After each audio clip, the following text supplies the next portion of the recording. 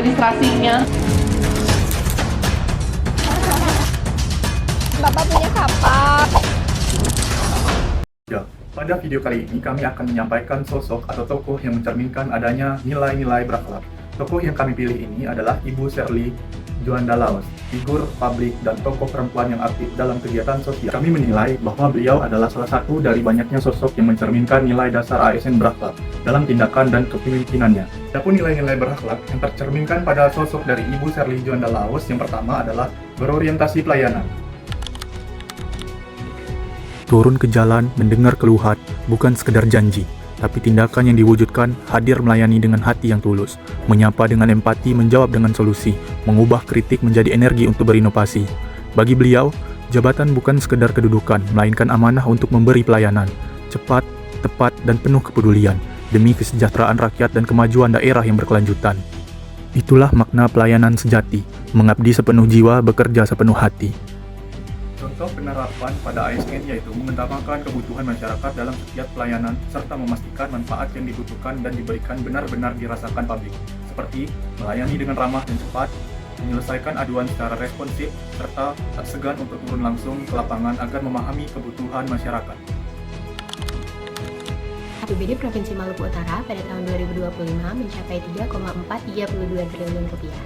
Dalam upaya mewujudkan tata kelola pemerintahan yang transparan dan jujur, Gubernur Sherly Djuanda Laos menyatakan kesediaannya untuk belajar dari nol terkait pengelolaan keuangan daerah. Beliau juga meminta pendampingan dari lembaga-lembaga yang berwenang agar setiap kebijakan dan penggunaan anggaran dapat tepat sasaran, sesuai aturan, dan dapat dipertanggungjawabkan. Komitmen ini juga diperkuat dengan adanya transparansi dana BUSP dan BUSDA di 400 sekolah Provinsi Maluku Utara. Pada masa pemerintahannya, Bu Sherly mendorong akselerasi program yang berbasis data dan penguatan terhadap pelatihan vokasi sebagai strategi dalam peningkatan sumber daya manusia di daerahnya. Beliau juga menempatkan revitalisasi sekolah dan pendidikan sebagai upaya dalam mewujudkan akses pendidikan yang merata. Tak hanya itu, Bu Sherly juga menggandeng IPB University dalam menerapkan data desa presisi yang melibatkan riset, KKN mahasiswa, dan pengembangan program berbasis kebutuhan masyarakat. Langkah-langkah ini menunjukkan kemampuannya yang kompeten dalam menjawab tantangan dan bekerja dengan kualitas terbaik. Sikap harmonis. Beliau menunjukkan sikap harmonis dengan cara menghormati semua kelompok tanpa adanya diskriminasi.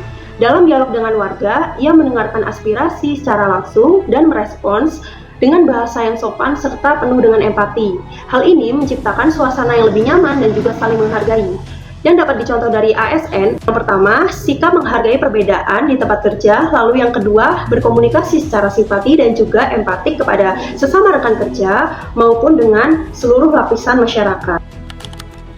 Yang ditunjukkan oleh Ibu Sherly, yang pertama yaitu setia pada amanah dan sumpah jabatan, yang kedua mengutamakan kepentingan warga, ketiga menjaga kepercayaan publik. Sebagai kepala daerah, Ibu Sherly menunjukkan kesetiaan pada mandat rakyat dengan hadir langsung di lapangan. Agenda kunjungan berfokus pada mendengar aspirasi masyarakat, meninjau layanan publik, dan memastikan program berjalan dengan lancar. Ini mencerminkan loyalitas kepada masyarakat sebagai pemilik kedaulatan. Nah, yang bisa dicontoh dari ASN adalah setia pada amanah dan jabatan, mengutamakan kepentingan masyarakat, lalu mendukung kebijakan pemerintah yang sah. Adaptif. Ibu Sherly Djuanda menyadari bahwa zaman terus berubah dengan cepat. Oleh karena itu, beliau mendorong masyarakat untuk tidak takut berinovasi. Melalui pemanfaatan teknologi digital seperti TikTok, ia mengajarkan generasi muda, musisi lokal, dan pelaku UMKM untuk memperkenalkan karya mereka hingga ke tingkat global. Sikap adaptif tidak sekedar mengikuti perubahan, tapi mampu menjadikan perubahan sebagai peluang untuk maju. Kolaboratif. Ibu Sherly Djuanda juga percaya pembangunan tidak dapat dilakukan secara sendiri. Hal ini terlihat melalui kerjasama antara pemerintah daerah, pemerintah pusat, serta masyarakat dalam pembangunan sektor pertanian, perikanan, dan infrastruktur daerah. Melalui kolaborasi tersebut, berbagai program pembangunan dapat berjalan lebih efektif dan memberikan manfaat nyata bagi kesejahteraan masyarakat. Kepemimpinan Ibu Sherly Djuanda di Maluku Utara mengingatkan kita bahwa nilai berakhlak bukan sekedar slogan, tetapi komitmen nyata dalam bekerja dan melayani, berorientasi pada masyarakat, bertindak akuntabel, terus meningkatkan kompetensi, menjaga harmoni, loyal pada negara, adaptif terhadap perubahan, dan membangun kolaborasi. Itulah fondasi kepemimpinan yang membangun kepercayaan publik. Ketika nilai-nilai ini dijalankan dengan konsisten, maka pemerintahan tidak hanya berjalan, tetapi benar-benar memberi dampak bagi kesejahteraan masyarakat.